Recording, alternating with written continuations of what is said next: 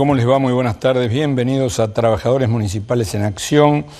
Bien, una sola reflexión que tiene que ver con la política internacional. Bueno, tal como se preveía, hubo elecciones en Francia, se terminó el reinado liberal de Nicolas Sarkozy y Carla Bruni. Ahora vamos a ver si el amor sigue siendo el amor detrás del amor. Y ganó Hollande, o Hollande, como más le guste. Un hombre que hasta hace 5 meses, formado en las más altas escuelas de altos estudios políticos de Francia, andaba en motocicleta con casco, como todo resguardo. Un hombre que en su primer discurso, o en las primeras palabras que dijo cuando ganó, dijo que va a apostar a la producción y no a la especulación. Hicieron todo lo posible por voltearlo mediáticamente, a lo cual yo vi el debate de la televisión francesa. Respondió con una muy fina ironía y con una sonrisa siempre a flor de labios, con un humor realmente muy irónico, con lo cual desarticulaba todo ese tipo de ataques respecto a su vida privada, a su matrimonio, esas cosas que en forma de chicana se pueden o se suelen usar, no se pueden, se suelen usar en las campañas políticas. Creo que esto, a pesar de que estemos muy lejos, 16 horas de viaje y muchos kilómetros de distancia, beneficia al gobierno de Cristina Fernández de Kirchner. Y creo que va a empezar a beneficiar a Europa, porque la situación global de Europa es una situación de globalización de la pobreza, es del aprete a los trabajadores, a los desposeídos, comandados por Merkel y por Sarkozy. Bueno, Sarkozy ya no está. Veremos qué ocurre con este nuevo gobierno francés. Pero me parece que puede traer buenos vientos para Europa y también, ¿por qué no?, para el gobierno de Cristina Fernández de Kirchner. ¿Cómo le va, Ferro? ¿No tan bien como la semana pasada? No tan bien, pero tampoco tan mal, ¿no? No. Tal vez ustedes un poquito mejor, pero bueno, cada fin de semana hay una revancha nueva. Me encanta que usted hable cuando gana, nada más. No, siempre hablo siempre. Claro. Siempre doy la cara. Bueno, vayamos a nuestra confederación. Habíamos referido hace 2 programas atrás sobre el conflicto que hay en General Mosconi, en la provincia de Salta. Recordemos que Mosconi fue en el 2001 la primera localidad donde fue la primera muerte, desgraciadamente, ese año tan difícil. Bueno, Mosconi tiene hace 2 meses 87 trabajadores cesanteados y se agudizó el conflicto, esto informado por nuestro secretario general de la Federación de Salta, Pedro Cerrudo, donde nos informa que el conflicto está agudizado. El intendente intransigente, totalmente intransigente. De hecho, hay 7 trabajadores, de las cuales son 3 mujeres, una en estado de lactancia, que están hace más de una semana en huelga de hambre en la puerta de la municipalidad. Así que desde acá abogamos para que el intendente recupere la memoria, como dice usted siempre, doctor Crespo, ¿no? Ahora, con Salta siempre lo mismo, siempre problemas, siempre... ¿Cómo es esta historia? ¿No para más? La verdad que yo no sé por qué no se superan estos conflictos laborales, que desgraciadamente siempre está la solución en manos de los que tienen el poder, pero tienen que darse cuenta que el poder es efímero, ¿no? Y que los trabajadores continúan su trabajo durante años. Pero bueno, ¿Y Urtubey? ¿Llegaron a Urtubey? No. Y yo creo que el gobernador debe conocer esta situación, porque hace 2 meses ya. Es un hombre de profunda fe católica el gobernador. Y bueno, entonces debería ver lo que está pasando en una de sus ciudades, ¿no? Es más, muy ligado a un lugar muy... ¿Quiere que le diga un secreto? a un lugar muy denso de la Iglesia Católica. Empieza con O. Ese es un secreto del poder. Ese es un secreto, pero usted se da cuenta que le estoy diciendo. Sí, sí, sí. Bueno, entonces no entiendo cómo no toma cartas en el asunto el gobernador. Y bueno, ¿no? esperemos que sirva este medio para que recapaciten. Acá se ríe el invitado. Entonces, sí, entiendo, Ferro. No, yo le digo que nuestro invitado es un hombre, bueno, además de ser amigo, es un hombre que conoce muy profundamente esto y toda esta problemática ya la va a desarrollar en un minuto más.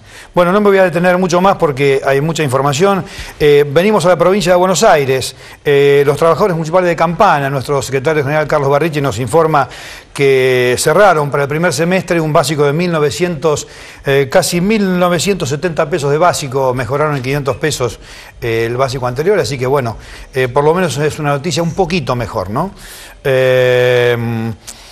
Le vamos a contestar a un televidente, Francisco Zapata, que nos ve todos los lunes, sobre un conflicto que él tiene con el IPS.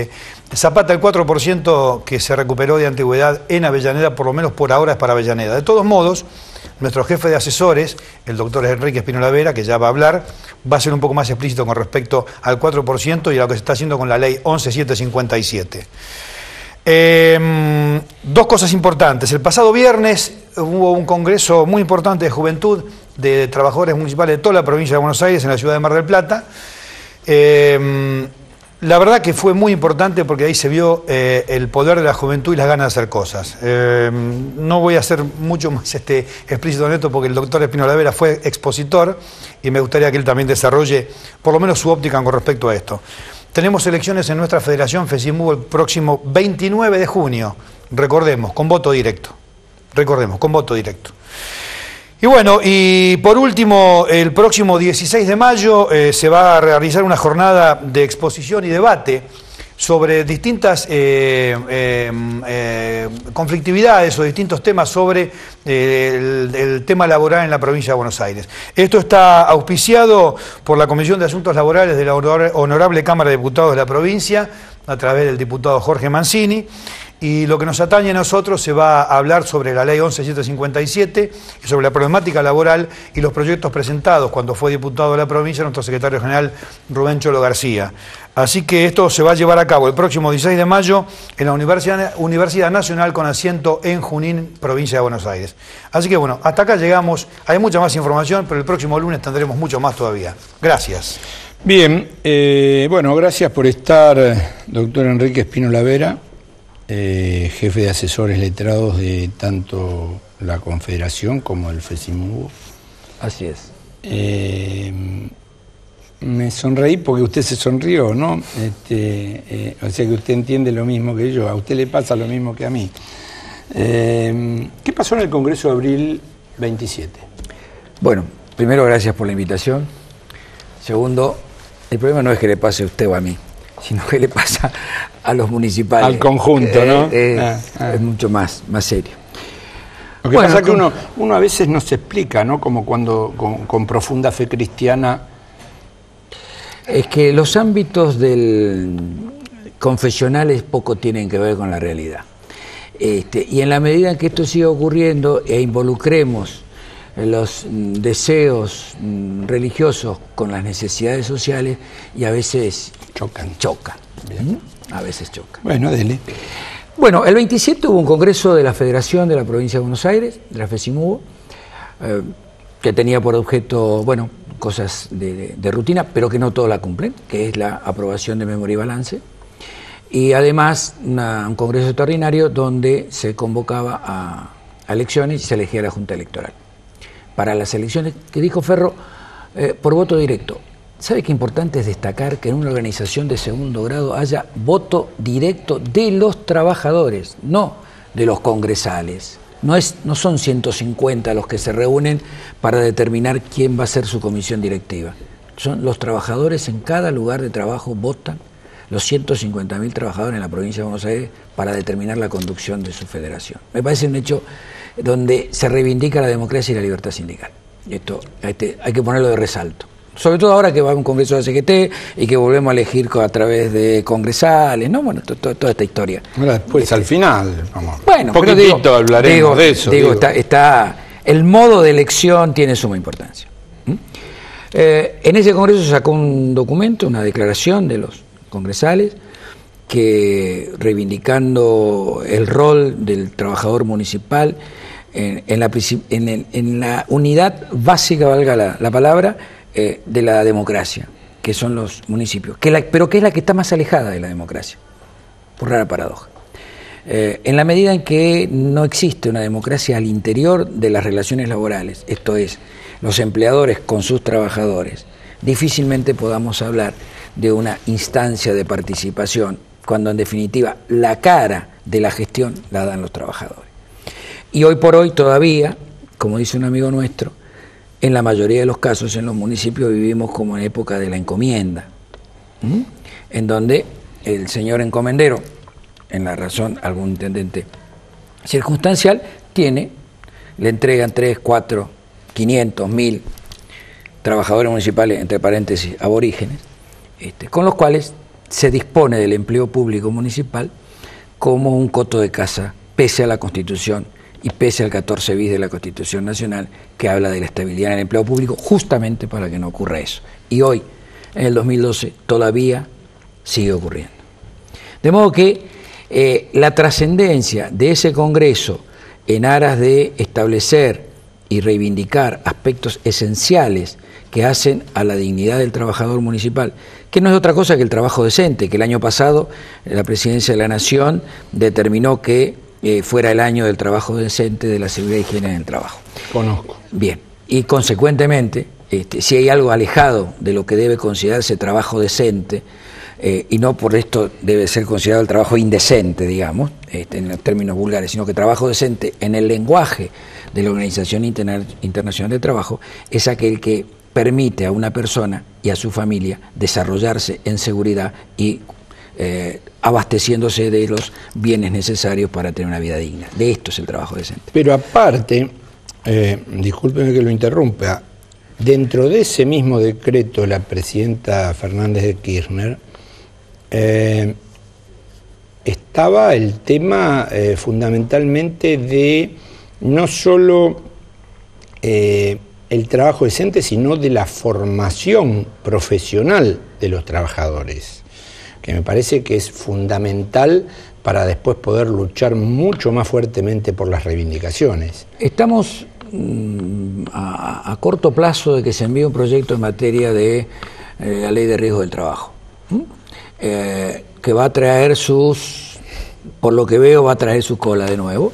Es muy difícil congeniar determinadas cosas, sobre todo es que la seguridad social no puede ser motivo de lucro, y esto es un tema central en esta cuestión. Pero bueno, no me quiero ir de lo que estamos hablando para ingresar en otros temas.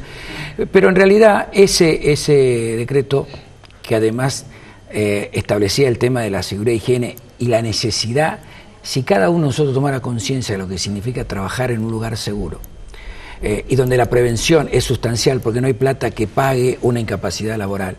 Por más dinero que le den, siempre va a estar con una minusvalía. Y lo que hay que evitar es justamente que se produzca el accidente que genera la minusvalía. De esto se trata. Y hacia eso debemos trabajar.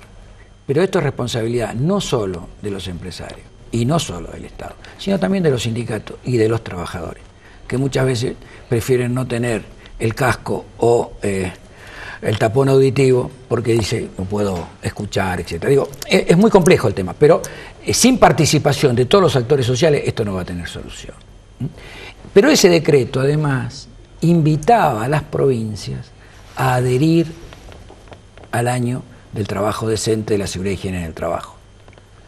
Y la verdad, salvo la provincia de Santa Fe, no conozco que haya habido otra provincia que haya adherido a esta iniciativa del decreto de la Presidencia de la Nación.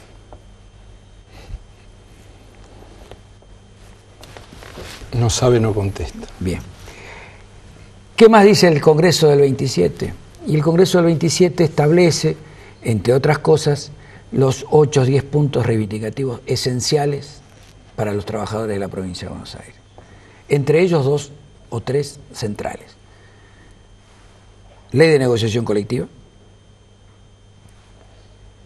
derogación de la ley 11757 para establecer efectivamente un estatuto de los derechos de los trabajadores municipales, porque hoy, desde mi punto de vista, lo que tenemos es un estatuto que, si bien se llama Estatuto de los Trabajadores Municipales de la Provincia de Buenos Aires, yo lo denomino Estatuto de los Derechos Básicos de los Intendentes de la Provincia de Buenos Aires, no de los trabajadores.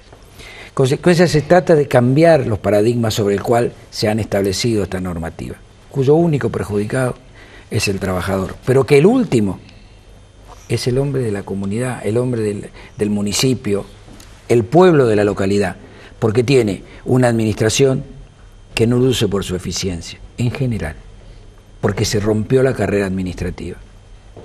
Entonces, volvemos al tema de la estabilidad, lo que significa la pérdida de estabilidad, no solo para el trabajador en cuanto a términos de seguridad de él y su familia, sino lo que significa para la comunidad en donde trabaja tener una administración eficiente y eficaz.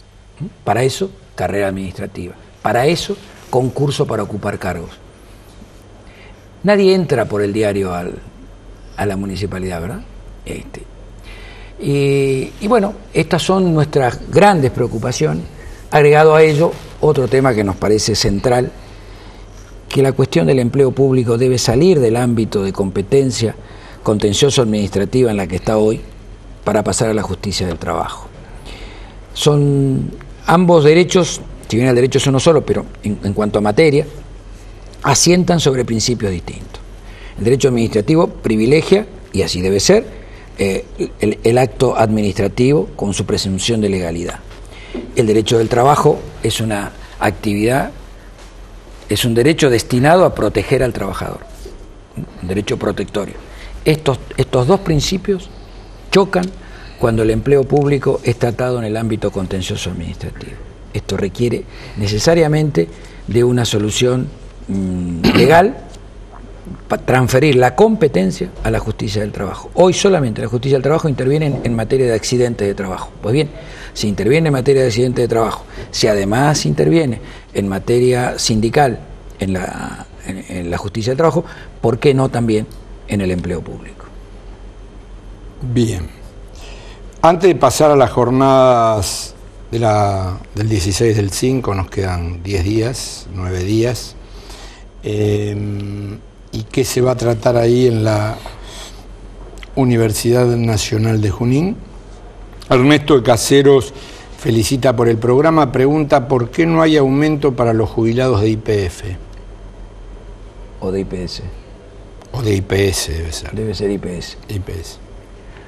Bueno, en la provincia de Buenos Aires la jubilación está enancada en la remuneración de los trabajadores municipales. Y consecuentemente, en la medida en que estos tienen un ajuste, digamos, salarial, teóricamente se transfiere al haber jubilatorio. Digo teóricamente porque a veces hay sumas que se llaman no remunerativas o que se dan bajo conceptos como el presentismo, que no llevan aportes y en consecuencia no va, o las horas extra no acarrean aportes, consecuente no hay aumento jubilatorio sobre eso. No hay participación del jubilado sobre eso. José de Adrogué felicita al invitado y dice que se siga luchando para que los municipales seamos reconocidos como trabajadores y no como esclavos. Bueno, en la provincia de Buenos Aires es claro que hay trabajadores estatales de primera y trabajadores estatales de segunda. Los trabajadores estatales de primera, que es digamos los empleados de la provincia de Buenos Aires, gozan de, por ejemplo, negociación colectiva, tienen convenio colectivo de trabajo. El periodo de prueba para la administración pública provincial es de 6 meses, en cambio para el municipal es de 1 año. Parecería ser que hay que investigar más si un trabajador es capaz o no para reunir las condiciones para ser empleado municipal que la de ser un empleado de la provincia de Buenos Aires. 6 meses, 1 año. Entre tantas otras diferencias, los trabajadores municipales tienen el 1% de haber adicional por antigüedad y en la provincia de Buenos Aires se repuso del 2003 y cobran el 3%. A esto se refiere, entre otras cosas, el amigo que acaba de llamar. Luis de Barracas felicita por el programa, por el invitado y dice: ¿cuál será la postura del Cholo García en las futuras elecciones de la CGT? Y yo no puedo contestar a eso, ¿no? Y si usted no puede, menos yo. Usted no puede, bueno. Menos yo. Será motivo de que Rubén García venga y que le pregunte. Ferro, que está allá, ¿no? ¿Y por qué no? Claro, es amigo, casi pariente. Lo separa una camiseta nada más. Bueno, yo creo que no, yo no soy vecino de nadie. No, él. Él, son vecinos. Bien. Y bueno, lo vamos a invitar. De acá a julio hay mucho tiempo, aparte del programa es de él, así que venga y diga cuál es su posición frente a las futuras elecciones. Pareciera, por las versiones que yo tengo, que aún si se retirara Viviani, el número de concejales, de congresales, le estaría dando favorable a Hugo Moyano. Eso es lo que se dice por ahí, que parece que Viviani, no sé, estas internas no las entiendo. Jorge Junín, si puede repetir la fecha de la jornada, como no. 16 de mayo, Universidad Nacional de Junín en Buenos Aires. Cecilia de Garín, ¿existe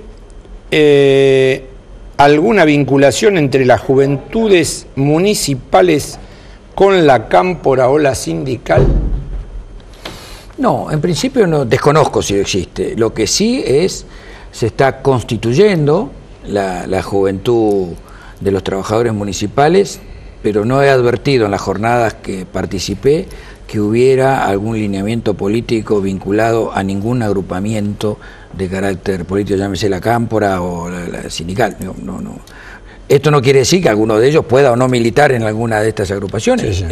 Esto es patrimonio de cada uno. Claro. Lo que sí está claro, la necesidad de la conformación de los trabajadores, los jóvenes trabajadores municipales, porque hace también a que sean la continuidad de un proceso que tiende a lograr reivindicaciones que va a mejorar la calidad de vida, por supuesto, de los que están y de los jóvenes mucho más. ¿Y eso en Mar del Plata funcionó? En Mar del Plata funcionó y funcionó muy bien.